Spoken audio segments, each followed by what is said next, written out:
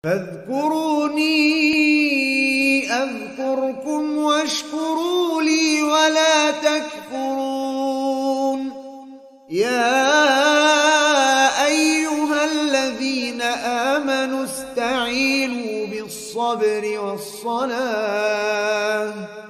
إن الله مع الصابرين. Pada firman Allah dalam surat Al-Anbiya ayat 107, "Wa ma arsalnaka illa rahmatan lil alamin." Tidaklah kami mengutusmu melainkan untuk menjadi rahmat bagi sekalian alam.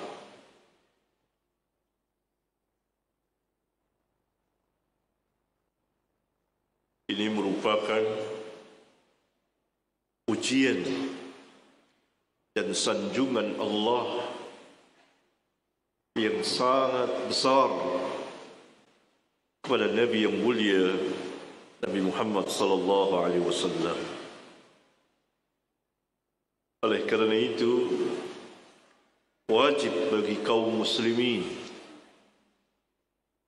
apabila mereka ingin memuji, menyanjung Nabi sallallahu alaihi wasallam,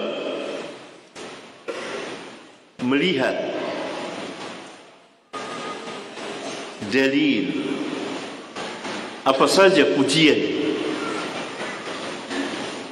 yang Allah Subhanahu wa taala telah puji dan sanjung hambanya dan rasulnya Muhammad sallallahu alaihi wasallam. Yakni tidak sekehendak atau keinginan kita dikhawatirkan berlebihan melampaui batas. Kita sudah membaca hadisnya, la tutruni, jangan kamu memujiku melampaui batas, sebagaimana Nasara melampaui batas dalam memuji Isa bin Maryam. Katakanlah olehmu, aku ini hamba Allah.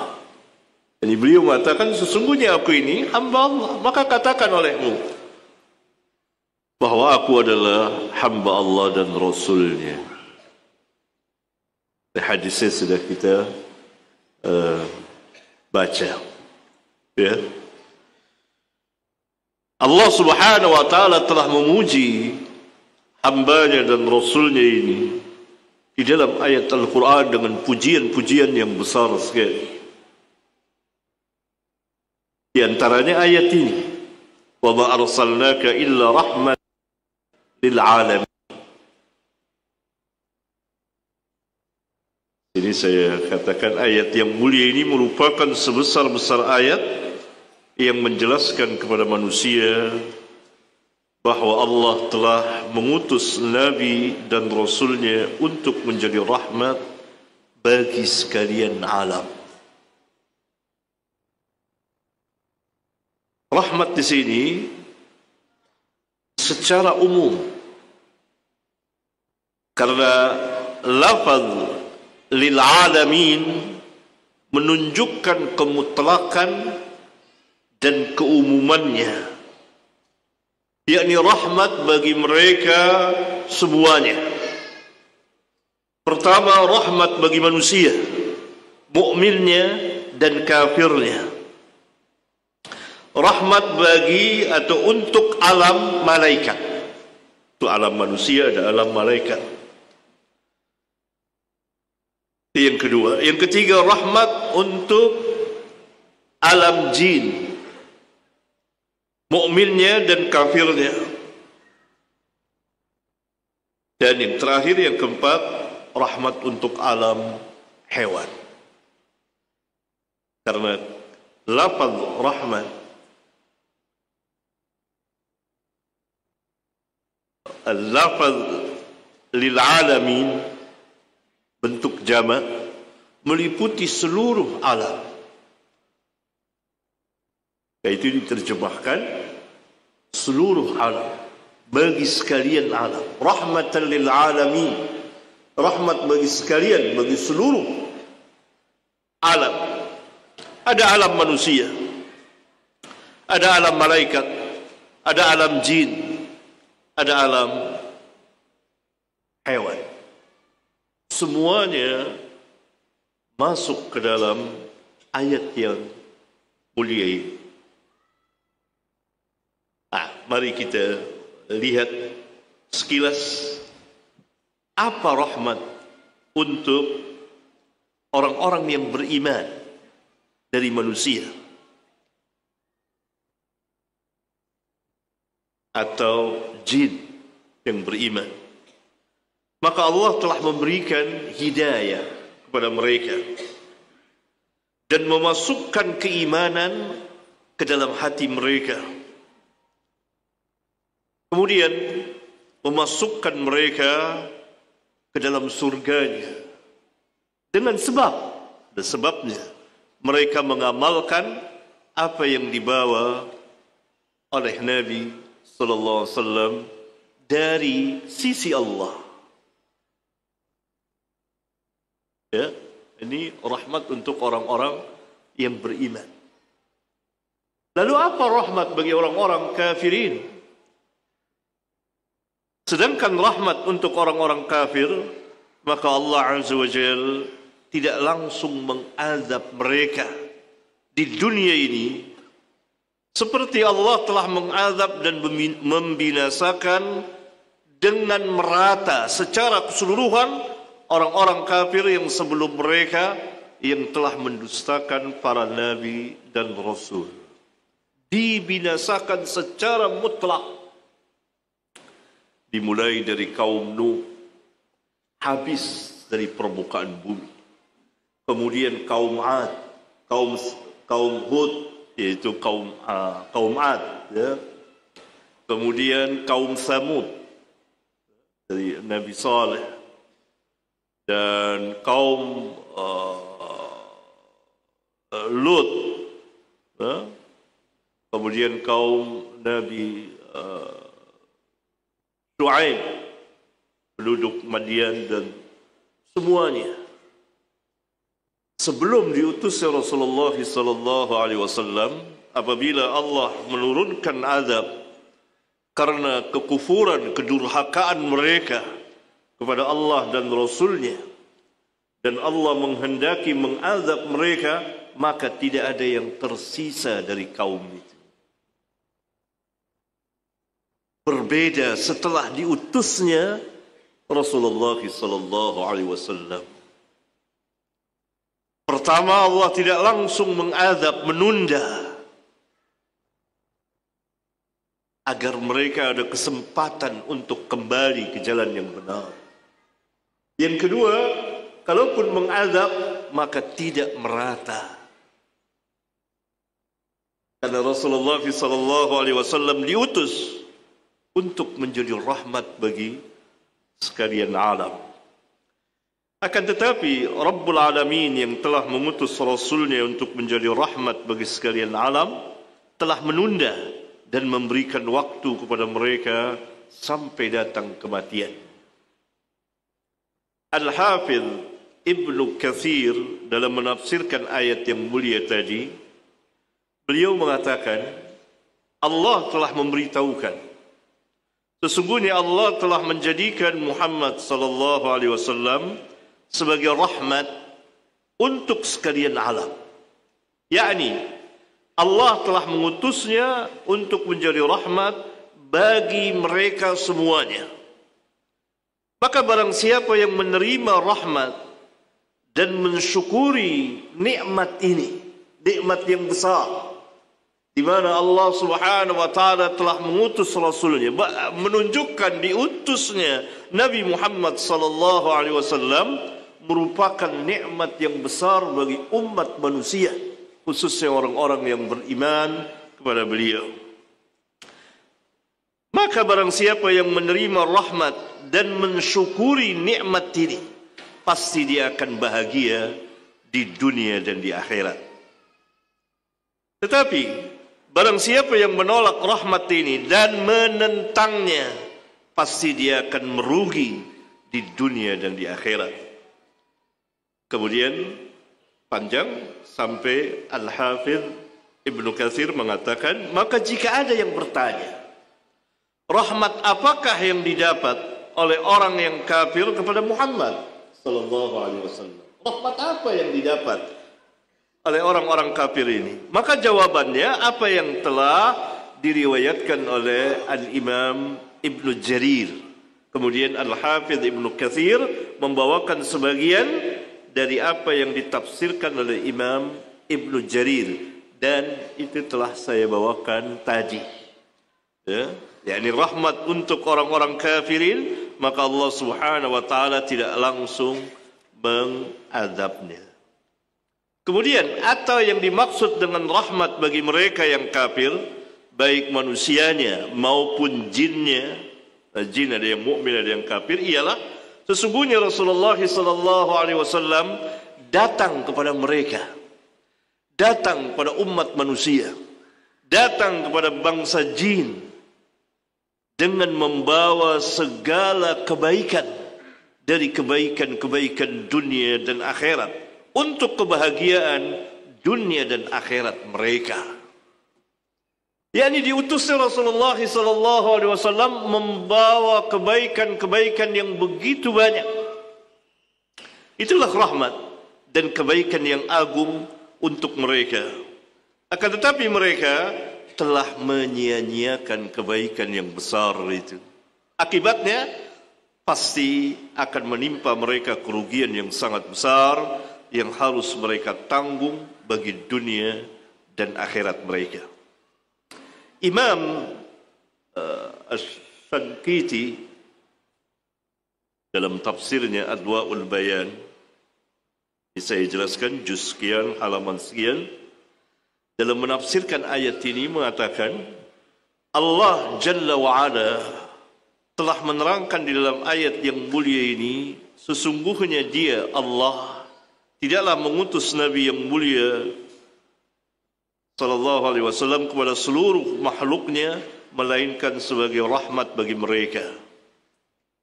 Karena beliau datang kepada mereka dengan membawa yang dapat membahagiakan mereka. Jadi Rasulullah SAW datang diutus oleh Allah sebagai Nabi dan Rasul dan menjadi rahmat bagi sekalian alam, datang kepada mereka membawa kebahagiaan yang akan membahagiakan mereka bagi dunia dan akhirat mereka. Maka dengan sebabnya mereka dapat mengambil segala kebaikan dari kebaikan dunia dan akhirat jika mereka mengikutinya, jika mereka beriman kepada Nabi yang mulia ini sallallahu alaihi wasallam. Tetapi orang yang menyalahi dan tidak mengikuti, maka dia telah menyia-nyiakan atas dirinya sendiri bagian dari rahmat yang sangat besar itu. Sebagian ahli ilmu telah membuat tamthil, perumpamaan. Kata Imam Asy-Syankiti, ahli ilmu itu berkata, kalau sekiranya Allah memancarkan mata air untuk makhluknya dengan air yang sedap dan mudah diambil, maka sebagian manusia yang menyirami tanaman dan memberi minum kepada ternak mereka dari air itu, pastilah mereka akan mendapat nikmat yang berkesinambungan terus-menerus, disebabkan mereka telah menerima dan mengambil serta memanfaatkan nikmat itu. Tetapi sebagian manusia lainnya yang lalai dan malas dalam beramal, maka mereka telah menyia-nyiakan bagian mereka dari mata air tersebut. Sesungguhnya mata air yang terpancar itu adalah rahmat Allah yang merupakan nikmat untuk kedua golongan manusia tadi. Akan tetapi bagi orang yang malas, maka hal itu merupakan ujian bagi dirinya, di mana dia telah mengharamkan nikmat itu apa yang bermanfaat untuk dirinya. Kemudian Al-Imam Asy-Syankiti mengatakan yang demikian telah dijelaskan oleh Allah dalam firman-Nya. Ini dia, halaman 561 dari kitab ini. Alam tara ila alladhina baddalu ni'matallahi kufran wa ahallu qaumahum daral bawar. Tidakkah kamu perhatikan orang-orang yang telah menukar nikmat Allah dengan kekafiran dan menjatuhkan kaumnya ke dalam kebinasaan? Apa yang Allah Jalla wa Ala sebutkan di dalam ayat yang mulia ini, yakni wa ma arsalnaka illa rahmatan lil alamin. Sesungguhnya Allah tidaklah mengutus beliau melainkan untuk menjadi rahmat bagi sekalian alam, menunjukkan bahwa beliau datang membawa rahmat bagi makhluk. Rahmat itu meliputi Al-Quranul Azim.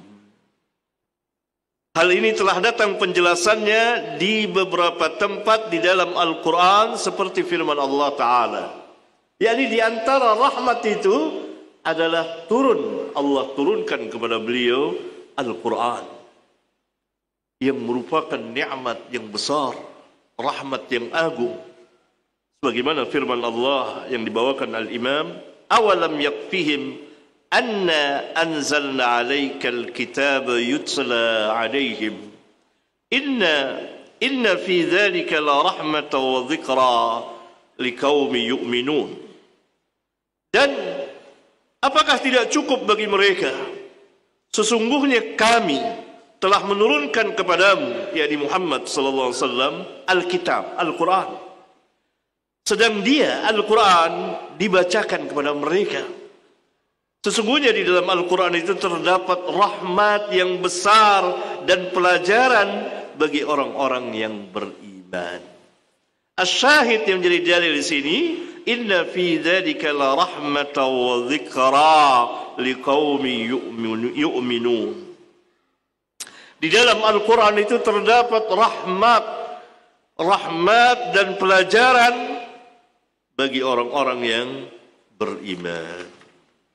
Kemudian firman Allah, wa ma kunta tarju an yulqa ilaikal kitabu illa rahmatan min rabbik fala takunanna dhahira lil kafirin. Dan kamu, yakni Nabi Muhammad sallallahu alaihi wasallam, tidak pernah mengharap agar Al-Quran diturunkan kepadamu. Rasulullah sallallahu alaihi wasallam tidak tahu sama sekali dan tidak pernah berharap akan turun kepada beliau Al-Quran. Tetapi Al-Quran diturunkan karena suatu rahmat yang sangat besar. Dari siapa? Dari Rabbmu. Ya? Sebab itu janganlah sekali-sekali engkau, yakni Nabi Muhammad, menjadi penolong bagi orang-orang kafir. Ya, ini dari keterangan beberapa imam, beberapa ulama.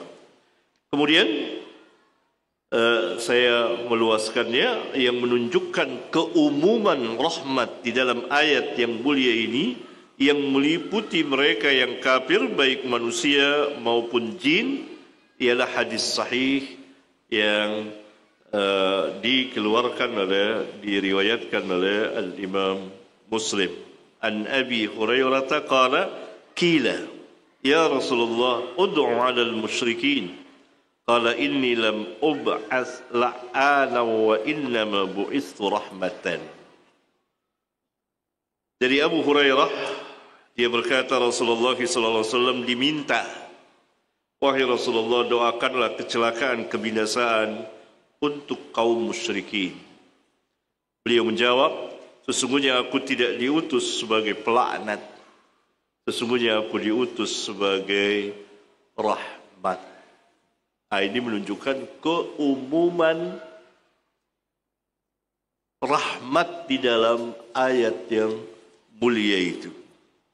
Ya, kecuali setelah kaum musyrikin itu didakwakan dan mereka menentang, ada kalanya Rasulullah SAW mendoakan kebinasaan kepada mereka. Tapi hukum asalnya apabila secara umum kaum musyrikin dan kafirin, maka tidak didoakan kebinasaan. Kecuali setelah mereka nanti menentang, memusuhi, memerangi, maka beliau berdoa, Allahumma alaika bi Quraisy, gitu, ya Allah binasakanlah Quraisy. Karena orang-orang Quraisy sebagiannya memusuhi, mengusir, mau membunuh beliau, memerangi beliau, dan telah didakwakan.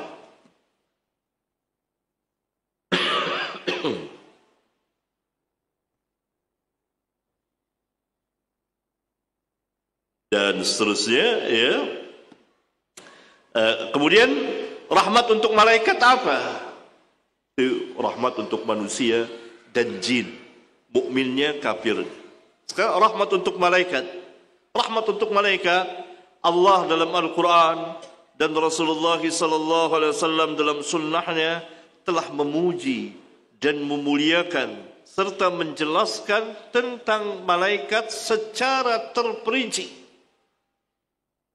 Dari mulai keutamaannya, kemuliaannya, ketaatannya, sifat-sifatnya, penciptaannya, tugas-tugasnya, dan seterusnya. Bahkan salah satu dari rukun iman yang 6 adalah beriman kepada para malaikat. Dijelaskan secara terperinci siapa sebenarnya malaikat itu. Di dalam Al-Quran penuh cerita tentang malaikat dan disebut sebagian namanya dari pemuka-pemuka, ketua-ketuanya malaikat seperti Jibril disebut dalam Al-Quran, Mikail disebut dalam Al-Quran, ya. Kemudian Malakul Maut, orang biasa panggil malaikat Israel. Nama Israel dari cerita Israiliyat.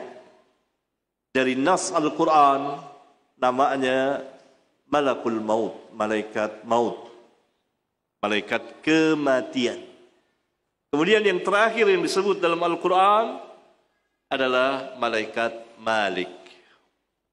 Dan Jibril, Mikail, malaikat maut, Malakul Maut, dan yang keempat Malik, penjaga neraka.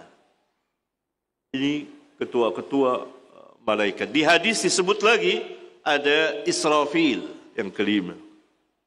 Israfil malaikat, Israfil peniup sang kakala. Disebut lagi dalam hadis yang ke-6, ke-7 Munkar dan Nakir. Itu yang disebut namanya berdasarkan ayat dan hadis-hadis sahih. Ada 7 pembesar malaikat, ketua-ketuanya malaikat. Selebihnya disebut kelompok-kelompok malaikat. Kelompok malaikat Zabaniyah yang di neraka, kelompok malaikat azab, kelompok malaikat rahmat. Ada juga malaikat disebut yang menulis kebaikan dan kejahatan, tapi bukan namanya, pekerjaannya catat. Begitulah. Walhasil panjang pembicaraan mengenai malaikat. Ya, rahmat untuk mereka. Kemudian terakhir, rahmat untuk hewan. Apa? Di dalam Al-Quran disebut, dibicarakan tentang hewan. Dia juga makhluk seperti manusia. Di sini saya jelaskan. Adapun rahmat bagi hewan, maka Al-Quran dan Sunnah atau hadis telah menjelaskannya secara terperinci. Di antaranya, hewan adalah umat seperti manusia. Nas Al-Quran. Kemudian kemanfaatan hewan bagi umat manusia dijelaskan dalam Al-Quran. Kemudian hewan yang halal dan yang haram dimakan dijelaskan dalam Al-Quran dan hadis. Hewan yang haram dan halal dibunuh, ya, dijelaskan dalam hadis. Kemudian hak-hak hewan, haramnya menyiksa hewan, kemudian berbuat kebaikan dan berkasih sayang kepada hewan, yakni sebagian hewan. Itulah rahmat bagi makhluk yang bernama hewan. Berarti rahmat ini luas sekali. Pembahasan ini telah saya tulis dalam sebuah buku. Ketika saya menulis ini, saya berkeinginan untuk menjadikan sebuah buku mengenai rahmatan lil alam. Alhamdulillah kitab itu sudah jadi dan sudah terbit sejak beberapa tahun yang lalu.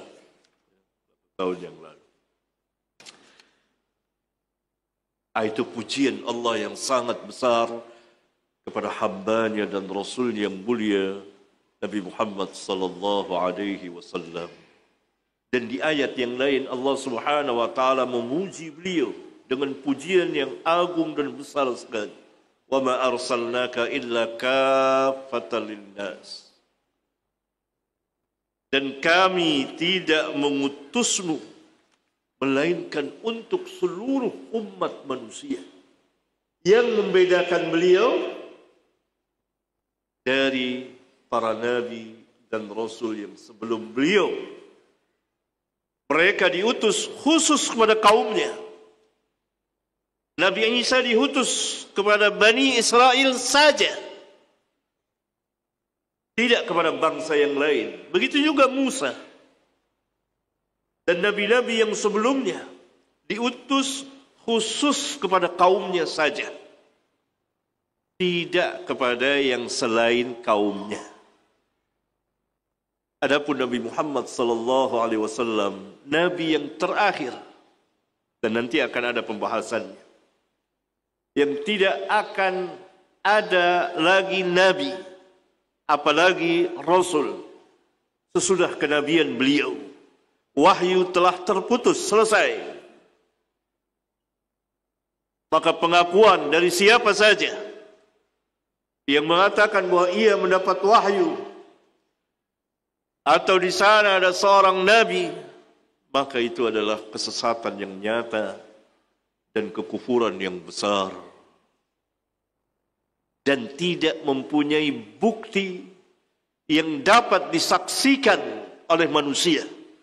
Berbeda dengan Nabi Muhammad sallallahu alaihi wasallam dan para nabi yang sebelum beliau, mempunyai bukti ilmiah bahwa ia atau mereka adalah nabi dan rasul Allah. Karena masing-masing Allah memberikan mukjizat, sekurang-kurangnya satu. Ada satu, ada dua, tiga, lebih. Kepada Musa Allah Subhanahu wa taala memberikan 9 mukjizat. Dan kepada Nabi Muhammad sallallahu alaihi wasallam Allah memberikan beberapa mukjizat, di antaranya mukjizat ilmiah dan amaliyah yang membuktikan kenabian dan kerasulan beliau. Oleh karena itu Allah Subhanahu wa taala mencela manusia yang tidak memahami, yang tidak mau memahami Al-Quran secara umum. Afala yatadabbaruna Al-Quran? Tidakkah mereka mau mentadabburkan Al-Quran? Am ala qulubin aqfaluha? Am ala qulubin aqfaluha? Ataukah hati-hati mereka telah terkunci, tertutup? Oleh karena itu orang-orang, siapa saja manusia yang tegak berdiri untuk mencari kebenaran dan mereka meneliti Al-Quran, karena Al-Quran berbicara dalam berbagai macam hal, keadaan. Mereka menemukan ayat-ayat yang mereka katakan tidak mungkin ini terjadi pada 15 abad yang lalu. Dan tentu ini tidak mungkin dikatakan oleh Muhammad sallallahu alaihi wasallam. Pasti ada yang memberitahukan kepada Nabi Muhammad sallallahu alaihi wasallam, yaitu Allah Subhanahu wa taala yang mewahyukannya. Dan itu terjadi berulang-ulang kali. Karena Allah Subhanahu wa taala memudahkan Al-Qur'an. Wa laqad yassarna al-Qur'ana lidzikri fahal min mudzakir. Dan sungguh kami telah memudahkan Al-Quran. Untuk apa? Lidzikri. Untuk dimengerti, untuk dipahami, untuk dihafal, untuk dibaca dengan mudah. Semuanya mudah. Walaqad yassarna al-Qur'ana lidzikri. Fahal, dia bentuknya seperti perintah. Fahal min mudzakir. Adakah orang yang mau mengingatnya? Yakni hendaklah kamu mengingatnya, mencoba untuk memahami Al-Quran, baca Al-Quran.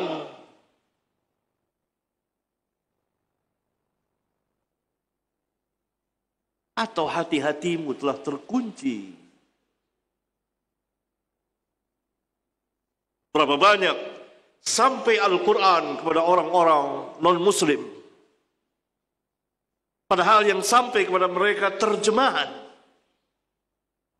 ada dalam bahasa Inggris, dalam bahasa lain. Mereka membacanya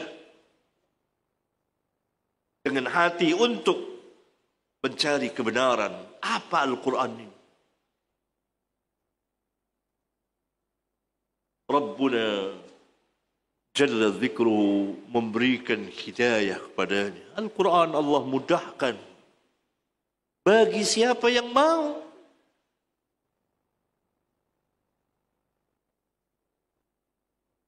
Afala yatadabbaruna Al-Quran. Tidakkah mereka mau mentadabburkan Al-Quran? Itu maknanya memahami maknanya. Paham apa ini Al-Quran. Dalam berbagai macam. Ada yang diketahui oleh orang-orang Arab yang dalam bahasa mereka. Ada yang diketahui oleh ulama, tidak diketahui oleh yang lain. Bagiannya ulama, ada yang dapat diketahui oleh seluruh umat manusia. Rabbuna mudahkan untuk semuanya. أفلا يتدبرون القرآن ولو كان من عند غير الله لوجدوا فيه اختلافا كثيرا.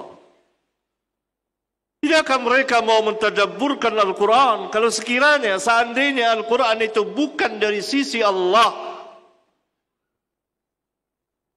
pastilah mereka akan mendapati di dalam Al-Quran itu perselisihan yang sangat banyak, pertentangan, berlawanan satu dengan yang lainnya. Ini menolak adanya kontradiksi atau pertentangan atau perlawanan di dalam syariat Islam secara umum, khususnya Kitabullah Al-Quranul Karim. Di dua ayat ini ditegur manusia. Afala yatadabbaruna Al-Quran. Secara umum Allah berbicara pada umat manusia.